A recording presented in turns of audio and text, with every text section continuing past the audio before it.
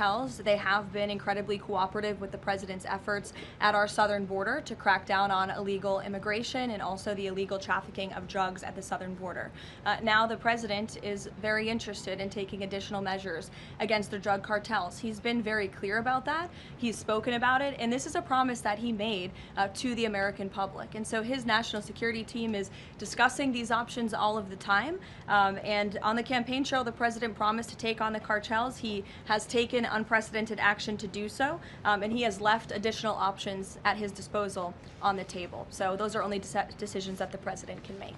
Thank you. What about the silence of the legacy media about the murders of journalists in Mexico? 150 journalists have been killed in the past years. Yeah, well, it's certainly something I wish the media would report on more, and it's something that this administration absolutely condemns. I can't speak for the media, but I can speak for the president. That's not something he wants to see. Thank you. Sure. Thank you, Caroline. Hi. Is there anything that Mayor-elect Mamdani could say tomorrow that would ease the president's concerns about his future leadership in New York? Look, I don't want to speak for the president or get ahead of this meeting that we are currently working on tomorrow. As you saw, the president put out a statement tomorrow that the mayor-elect will be coming to the Oval Office, and so our teams are arranging those details. I won't get into the president's thinking on it. I think you'll all hear from him directly. I also think I will just add, it speaks volumes that tomorrow we have a communist coming to the White House because that's who the Democrat Party elected as the mayor of the largest city in the country. I think it's very telling, but I also think it speaks to the fact that President Trump is willing to meet with anyone and talk to anyone and to try to do what's right on behalf of the American people, whether they live in blue states or red states or blue cities, in a city that's becoming much more left than I think this president ever anticipated in his many years of living in New York himself. Nancy. Thanks, Caroline. This morning, President Trump accused 6 Democratic lawmakers of seditious behavior punishable by death. Just to be clear, does the president want to execute members of Congress? No. Let's be clear about what the president is responding to, because many in this room want to talk about the president's response, but not what brought the president to responding in this way.